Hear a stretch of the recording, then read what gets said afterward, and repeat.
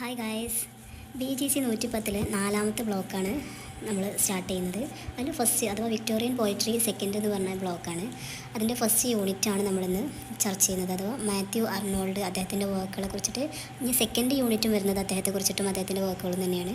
So first unit Matthew Arnold, അദ്ദേഹത്തിൻ്റെ 3 കവിതകളാണ് ഈ ഒരു ഭാഗത്ത് നമുക്ക് പഠിക്കാനുള്ളത്.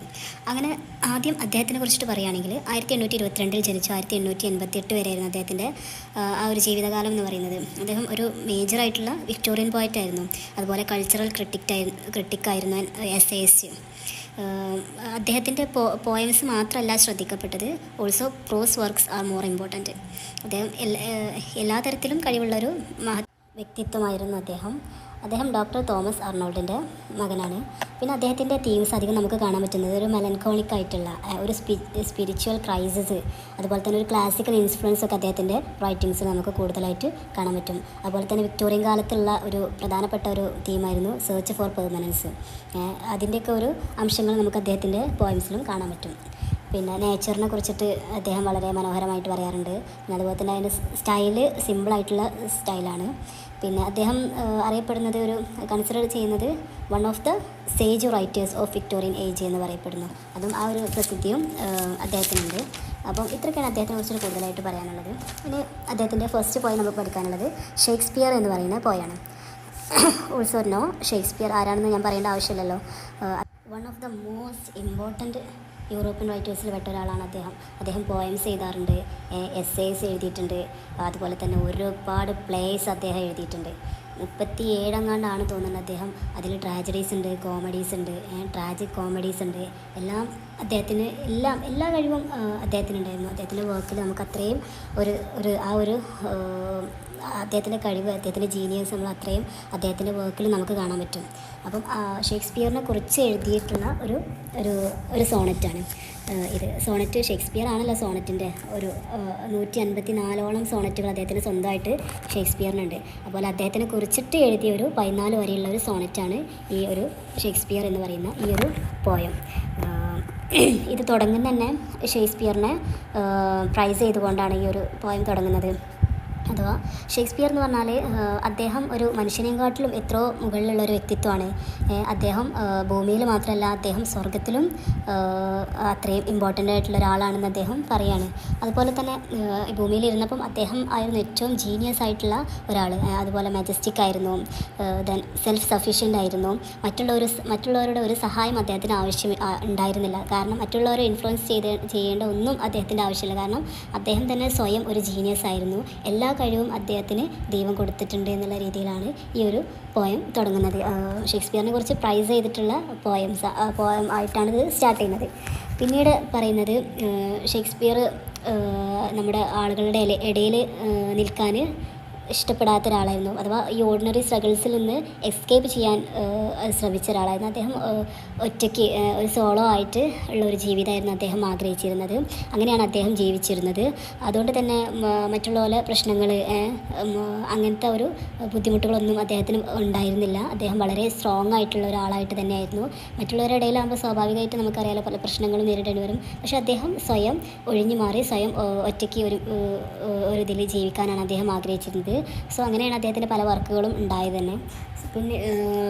പിന്നീട് അദ്ദേഹം പറയുന്നുണ്ട്, ഫിലോസഫേഴ്സ് അവരുടെ നോളേജ് കിട്ടുന്നത് അവർ പഠിച്ചിട്ടാണ്. പക്ഷേ ഷേക്സ്പിയറിന് വിസ്ഡം കൈവരുന്നത് അദ്ദേഹത്തിൻ്റെ ഉള്ളിൽ നിന്ന് തന്നെയാണ്. അദ്ദേഹത്തിൻ്റെ കഴിവുകൾ എല്ലാം വരുന്നത് ഒരു പഠനത്തിൻ്റെയും ഒരു ഇൻഫർമേഷൻ്റെയും ആവശ്യം അദ്ദേഹത്തിനില്ല. കാരണം അത്രയും ജീനിയസ് ആയിട്ടുള്ള ഒരാളാണ്. ഒരാളെയും ഒരു ബുക്കിനെയും ഒന്നും ആശ്രയിക്കാത്തൊരു വ്യക്തിത്വമാണ് അദ്ദേഹം എന്ന് പറയുന്നുണ്ട്. അതുപോലെ തന്നെ അദ്ദേഹത്തിൻ്റെ കഴിവെന്ന് പറയുന്നത് നാച്ചുറാണ്, സ്പോണ്ടാനിയസ് ആണ് ആൻഡ് യൂണിവേഴ്സലാണ് എന്നുള്ള കാര്യങ്ങളൊക്കെ അദ്ദേഹത്തിന് എത്രത്തോളം പൊക്കി പറയാൻ പറ്റുന്നു അത്രത്തോളം പൊക്കി എഴുതിയിട്ടുള്ളൊരു കവിതയാണ് കേട്ടോ. ഇതിനെക്കുറിച്ചിട്ട് എന്ത് എഴുതിയാലും നിങ്ങൾക്ക്, അഥവാ ഷേക്സ്പിയറിനെ കുറിച്ചിട്ട് എന്ത് എഴുതിയാലും നിങ്ങൾക്ക് ഈ പോയത്തിൽ മാർക്ക് സ്കോർ ചെയ്യാൻ പറ്റും. കാരണം അദ്ദേഹം അത്രയും പ്രൈസ് ചെയ്തിട്ടാണ് ഈ ഒരു പോയത്തിൽ ഷേക്സ്പിയറിനെ എഴുതുന്നത്. അതുപോലെ തന്നെ അദ്ദേഹം ഒരു സ്റ്റാറുമായിട്ട് ഷേക്സ്പിയറിനെ കമ്പയർ ചെയ്യാണ്. സോളോ ആയിട്ട് നിൽക്കുന്ന, ഡിസ്റ്റൻ്റ് ആയിട്ട് നിൽക്കുന്ന, ഒരു ഷൈനിങ് ചെയ്യുന്ന, അദ്ദേഹത്തിൻ്റെ സ്വയം ലൈറ്റിൽ ഷൈൻ ചെയ്തുകൊണ്ടിരിക്കുന്ന ഒരു സ്റ്റാർ പോലെയാണ് ഷേക്സ്പിയർ എന്നാണ് അദ്ദേഹം പറയുന്നത്. ഭയങ്കര കാമായിട്ട്, ഭയങ്കര എഫക്റ്റീവായിട്ട്, ഒരു ശബ്ദമോ കോലാഹലങ്ങളോ ഒന്നുമില്ലാത്ത ഒരു ലോകത്തിൻ്റെ ഒരു കോണിൽ സ്വയം അദ്ദേഹത്തിൻ്റെ വെളിച്ചം കൊണ്ട് തന്നെ തിളങ്ങി നിൽക്കുന്ന ഒരു സ്റ്റാറായിട്ട് അദ്ദേഹം ഇവിടെ കാണാൻ പറ്റും. അഥവാ ആ ഒരു സ്റ്റാർ എന്ന് പറഞ്ഞാൽ സൈലേഴ്സിനൊക്കെ ഗൈഡ് ചെയ്യാൻ ആ ഒരു സ്റ്റാറിൻ്റെ വെട്ടം മാത്രം മതി എന്ന് പറയുന്നുണ്ട്. അതുപോലെ തന്നെ ഷേക്സ്പിയർ ഗൈഡ് ചെയ്യുന്നത് ഈ ഒരു ഹ്യൂമാനിറ്റിയുടെ മൊത്തം എറ്റേണൽ വിസ്ഡത്തെയാണ് എന്നും പറയുന്നുണ്ട്. അങ്ങനെ ഈ ഒരു പോയം അവസാനിക്കുമ്പം അദ്ദേഹത്തിൻ്റെ ഗ്രേറ്റ്നെസ് ടൈംലെസ് ആണ്. അഥവാ അതിനൊരു സമയപരിധി ഇല്ല. ഈ ലോകത്തെ ആളുകൾ അഥവാ ജനിക്കുന്ന ആളുകളും മരിക്കുന്നതിന് മുമ്പ് അദ്ദേഹത്തിനെ കുറിച്ചിട്ട് കേൾക്കാത്ത, അദ്ദേഹത്തിൻ്റെ കവിതകൾ വായിക്കാത്ത ഒരാളും കടന്നു പോകുന്നില്ല എന്നുള്ള രീതിയിലാണ് പറയുന്നത്. അതുപോലെ തന്നെ അദ്ദേഹത്തിൻ്റെ വർക്കുകൾ കൂടുതലായിട്ടും റിവീൽ ചെയ്യുന്നത് ട്രൂത്ത് ആൻഡ് ദ ബ്യൂട്ടി, അങ്ങനെ മാൻ കൈൻഡ്, അങ്ങനെ മനുഷ്യന്മാർക്ക് എന്തൊക്കെ ഇൻസ്പയർ ആകാൻ പറ്റുമോ അങ്ങനത്തെ സംഭവങ്ങളൊക്കെ അദ്ദേഹത്തിൻ്റെ വർക്കിലൂടെ നമുക്ക് കാണാൻ പറ്റും. അതുപോലെ തന്നെ അദ്ദേഹം ഭയങ്കര ഒരു ക്രിയേറ്റീവ് ജീനിയസായിട്ട് എല്ലാവരെക്കാളും മുൻപന്തിയിൽ നിൽക്കുന്നത് അദ്ദേഹം തന്നെയാണെന്ന് പറയുന്നുണ്ട്. അപ്പം ഇതാണ് ഈ ഒരു പോയത്തിൻ്റെ ഒരു ടോട്ടൽ ആയിട്ടുള്ള ഒരു തീം, ഒരു സമ്മറി എന്ന് പറഞ്ഞത് ഇത്രയേ ഉള്ളൂ. അദ്ദേഹത്തിൻ്റെ വർക്കിനെ കുറിച്ചിട്ട് പറയുന്നുണ്ട്. പിന്നെ അദ്ദേഹത്തിൻ്റെ ഒരു സ്റ്റാറുമായിട്ട് ഒരു കമ്പയർ ചെയ്തിട്ട് പറയുന്നുണ്ട്. അദ്ദേഹത്തിൻ്റെ ഏകാന്തവാസം അഥവാ സോളിറ്റ്യൂഡിനെ കുറിച്ചിട്ട് പറയുന്നുണ്ട്. അങ്ങനെ നിൽക്കാൻ ആഗ്രഹിച്ച ആളായിരുന്നു എന്ന് പറയുന്നുണ്ട്. അങ്ങനത്തെ സംഭവങ്ങളൊക്കെ മാത്രമേ ഉള്ളൂ ഈ ഒരു പോയത്തിൽ. പിന്നെ ഇതിൻ്റെയൊക്കെ തീമായിട്ട്, ഈ ഒരു പോയത്തിൻ്റെ തീമായിട്ട് വരുന്നത് ഇമ്മോർട്ടാലിറ്റി ഓഫ് ജീനിയസ്, അഥവാ ജീനിയസ് അവർ ഒരിക്കലും മരണമില്ല. അങ്ങനത്തെ ആളുകൾ നമ്മൾ ജീവിതകാലം മുഴുവൻ പഠിച്ചുകൊണ്ടേയിരിക്കും, ഓർത്തുകൊണ്ടേയിരിക്കും. ഇനിയുള്ള ആളുകളും ജനിക്കാൻ പോകുന്നവരും അവരെ കുറിച്ചിട്ട് എന്തായാലും കേൾക്കും. അതുപോലെ തന്നെ നാച്ചുറായിട്ടുള്ളൊരു ഇൻസ്പിറേഷൻ നമുക്ക് തരുന്നുണ്ട്. പിന്നെ അദ്ദേഹത്തിൻ്റെ ഇത് എഴുതിയിരിക്കുന്ന ഒരു സോണറ്റ് ടൈപ്പായിട്ട്, അതാ 14 ലൈൻ വരുന്ന ഒരു സോണറ്റായിട്ടാണ് ഇത് എഴുതിയിട്ടുള്ളത്. ഇത്രയൊക്കെ തന്നെയാണ് ഈ ഒരു പോയത്തിനെ കുറിച്ചിട്ട് പറയാനുള്ളത്.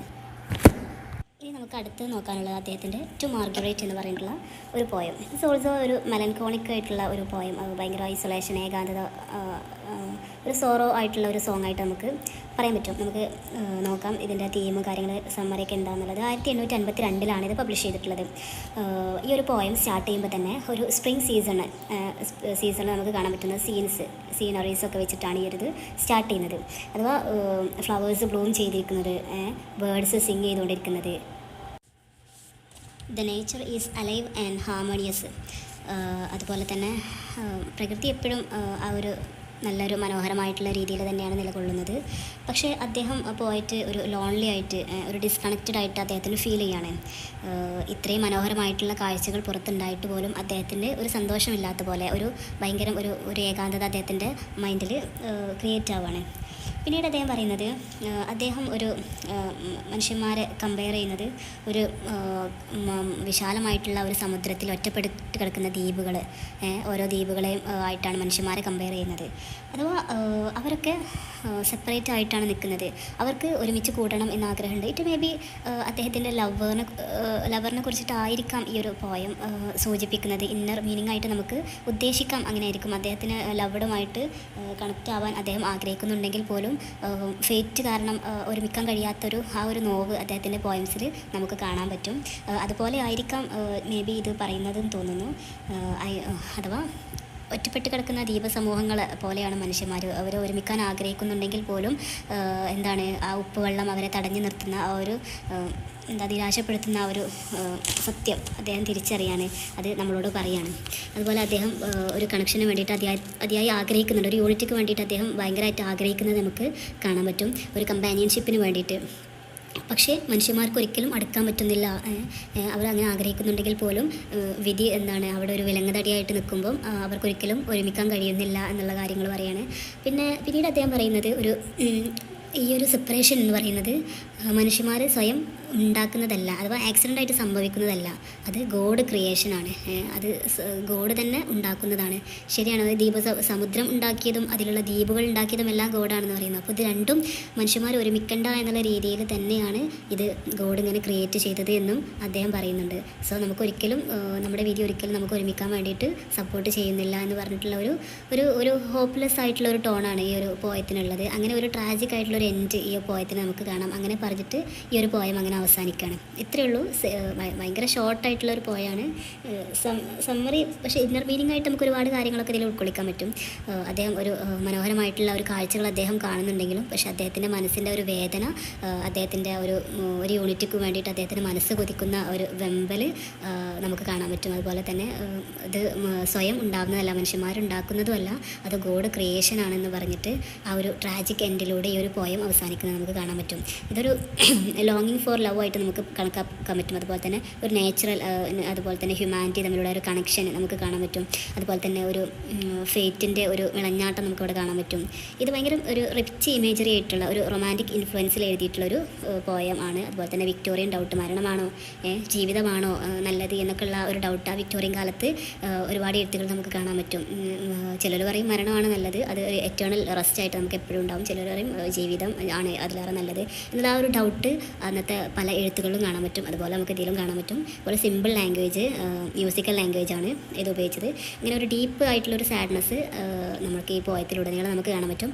അപ്പം ഇത്രയൊക്കെ ഉള്ളൂ ഈ ഒരു പോയത്തിൽ പറയാനായിട്ട്. നമുക്ക് അദ്ദേഹത്തിൻ്റെ മറ്റൊരു പോയത്തിലേക്ക് പോകാം. ഡോവർ ബീച്ച് എന്ന് പറയുന്ന ഒരു പോയം. ഈ ഒരു പോയത്തോടുകൂടെ ഈ ഒരു യൂണിറ്റ് എൻഡ് ആവുകയാണ്. ഈ ഒരു പോയത്തിൽ കാര്യമായിട്ട് പറയുന്നത് എന്താണെന്ന് ചോദിച്ചാൽ, ആ ഒരു വിക്ടോറിയൻ ഏജ് ആ കാലഘട്ടത്തിലൊക്കെ സയൻസിൻ്റെ പെട്ടെന്നുള്ള ആ ഒരു വളർച്ച, അതുപോലെ തന്നെ ഒരു ഇൻഡസ്ട്രിയലൈസേഷൻ നമുക്ക് അവിടെ കാണാൻ പറ്റും. അങ്ങനത്തെ ആ ഒരു ടൈമിൻ്റെ ഇടയിൽ ആളുകൾ റിലീജിയസ് ആയിട്ട് ഉള്ള ഒരു കണക്ഷനൊക്കെ മറന്ന് വേറൊരു ലോകത്തേക്ക് പോകുന്നു എന്നുള്ള ഒരു വേദനാജനകമായിട്ടുള്ള സത്യം മനസ്സിലാക്കിയിട്ട് ആ ഒരു വേദനയിൽ അദ്ദേഹം എഴുതുന്ന ഒരു പോയം ആണിതെന്ന് നമുക്ക് പറയാം. അതുപോലെ തന്നെ ഡോവർ എന്ന് പറഞ്ഞാൽ ഒരു സിറ്റിയാണ്. ഡോവർ ബീച്ച് എന്ന് പറഞ്ഞാൽ ആ സിറ്റിയിലുള്ള ഒരു ബീച്ചാണ്. അങ്ങനെ അവർ അദ്ദേഹത്തിൻ്റെ വൈഫിൻ്റെയും കൂടെ ഹണിമൂണിന് പോവുകയാണ്. ആ ഹണിമൂണിന് പോകുന്ന ടൈമിലാണ് ഈ ഒരു പോയം അദ്ദേഹം എഴുതുന്നത്. ഭയങ്കര കാമായിട്ട് ജെൻ്റിലായിട്ട് മൂൺലൈറ്റുകളൊക്കെ, അതുപോലെ തന്നെ മലകൾ ഒക്കെ നിറഞ്ഞു നിൽക്കുന്ന ആ ഒരു നേച്ചറിനെ അദ്ദേഹം ഇങ്ങനെ നോക്കിക്കൊണ്ടിരിക്കുകയാണ്. അദ്ദേഹത്തിൻ്റെ ഭാര്യ ഇപ്പം വരുമ്പോൾ അദ്ദേഹത്തിൻ്റെ ഭാര്യയും ആ ഒരു ഇതിലേക്ക് അദ്ദേഹം സ്വാഗതം ചെയ്യുകയാണ്. ഇങ്ങനെ കാഴ്ചകളൊക്കെ കാണുന്ന ഇടയിൽ അദ്ദേഹം ആ കരയെ തൊടുന്ന ആ സ്ഥലം കാണിച്ചു കൊടുക്കുകയാണ്. പെട്ടെന്ന് അദ്ദേഹത്തിൻ്റെ ഒരു മൂഡ് ചേഞ്ച് ആവുന്ന കാണാൻ പറ്റും. ഭയങ്കര അതുവരെ ഉണ്ടായിരുന്ന ഹാപ്പി മൊമെൻറ്റ് പോയി ഒരു സാഡായിട്ടുള്ള ഒരു സോറോഫുൾ ആയിട്ടുള്ള ഒരു പോയിന്റിനെയാണ് നമുക്ക് പിന്നീട് കാണാൻ പറ്റുന്നത്. അങ്ങനെയാണ് ഈ ഒരു പോയം. ഇങ്ങനെ അതിൻ്റെ ഒരു ബാക്ക്ഗ്രൗണ്ട് എന്ന് പറയുന്നത് ഈ ഒരു ഇതാണ്. അതുപോലെ തന്നെ ഈ ഒരു പോയത്തിൻ്റെ സ്റ്റാർട്ടിംഗ് എന്ന് പറയുന്നത് ഒരു കാമായിട്ടുള്ളൊരു സീ, അതുപോലെ തന്നെ നല്ല മൂൺ ലൈറ്റുകൾ, മൂണ് ഭയങ്കര ബ്രൈറ്റായിട്ടുള്ള ലൈറ്റ് തരുന്നത്, അതുപോലെ തന്നെ തിരമാലകൾ വന്നടിക്കുന്നത് ഒക്കെ ഒരു സൂത്തിങ് സൗണ്ട് ഒക്കെ ആയിട്ടുള്ള ഒരു നേച്ചറാണ് നമുക്കവിടെ ഫസ്റ്റ് ആയിട്ട് നമുക്ക് ഈ പോയം സ്റ്റാർട്ട് ചെയ്യുമ്പം നമുക്ക് ഫീൽ ചെയ്യാം.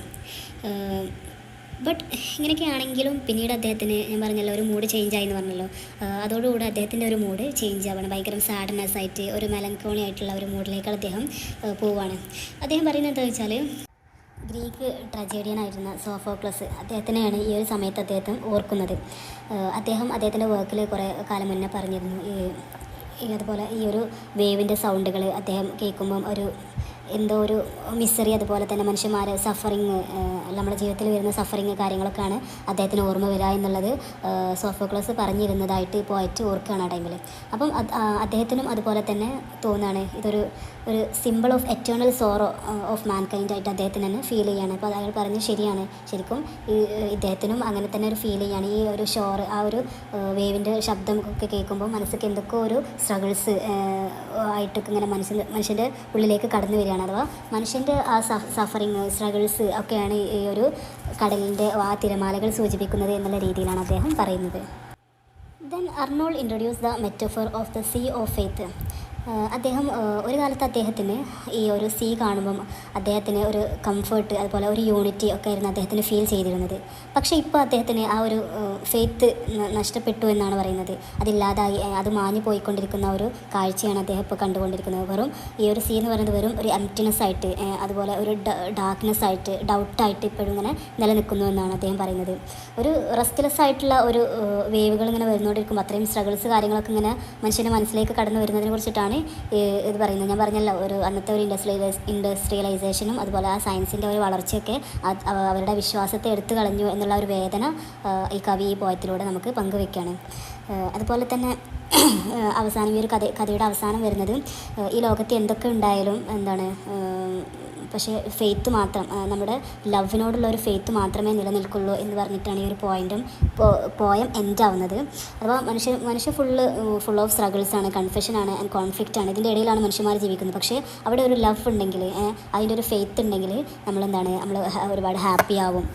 ഒരു ട്രൂ ലവ് മാത്രമേ എപ്പോഴും സ്ഥിരമായിട്ട് നിലനിൽക്കുള്ളൂ, ഒരു എറ്റേണലായിട്ട് നിലനിൽക്കുള്ളൂ എന്നുള്ള രീതിയിലാണ് അദ്ദേഹം പറയുന്നത്. മനുഷ്യന്മാർ തമ്മിലുള്ള ആ ഒരു ബോണ്ട്, ആ ഒരു ലോയാലിറ്റി, ആ ഒരു ഫെയ്ത്ത് എപ്പോഴും നിലനിൽക്കണം. അതാണ് നമുക്ക് സ്ട്രെങ്ത്ത് നൽകുന്നത്. ഏതൊരു ഇരുണ്ട സന്ദർഭങ്ങളിലും നമുക്ക് കരുത്തേകുന്നത് ആ ഒരു വിശ്വാസമാണ് എന്നാണ് അദ്ദേഹം പറയുന്നത്. ഈ ലവ് എന്ന് പറയുന്നത് one of the source of hope. അതുപോലെ തന്നെ ഒരു വിശ്വാസമില്ലാത്തൊരു ജീവിതം ഒന്നുമില്ലാത്തതുപോലെയാണ്. ഭയങ്കര സ്ട്രഗിൾസ് കാര്യങ്ങളൊക്കെ നിറഞ്ഞതാണ്. പക്ഷേ നമ്മുടെ ആ ഒരു വിശ്വാസവും ആ ഒരു ലവും കൂടി ചേരുമ്പം നമ്മുടെ ജീവിതം തന്നെ ഒരു ഹോപ്പായിട്ട്, അതുപോലെ തന്നെ ഒരു സ്ട്രോങ് ആയിട്ട് മാറുന്നു എന്നുള്ള കാര്യങ്ങളാണ് അദ്ദേഹം പറയുന്നത്. സോ ഫെയ്ത്ത്, അതുപോലെ ഹ്യൂമൻ സഫറിങ്, ഇതൊക്കെയാണ് ഇതിൻ്റെ ഒരു തീമായിട്ട് വരുന്നത്. നേച്ചർ ആസ് എ സിമ്പിളായിട്ട് നമുക്ക് കാണാൻ പറ്റും. അതുപോലെ തന്നെ ഒരു ഡ്രാമാറ്റിക് മോണോലോഗ് സ്റ്റൈലിലാണ് ഈ ഒരു പോയം ഉള്ളത്. ഇത്രയൊക്കെ തന്നെയാണ് ഈ ഒരു പോയത്തിൻ്റെ സമ്മറി ആയിട്ട് വരുന്നത്. ഇതോടുകൂടെ ഈ ഒരു യൂണിറ്റ് എൻഡ് ആവുകയാണ്. അപ്പോൾ എല്ലാവരും സബ്സ്ക്രൈബ് ചെയ്ത് സപ്പോർട്ട് ചെയ്യണം കേട്ടോ. ഇനി അടുത്ത വീഡിയോക്ക് വേണ്ടിയിട്ട് നമ്മൾ ഫോളോ ചെയ്യാനും മറക്കും.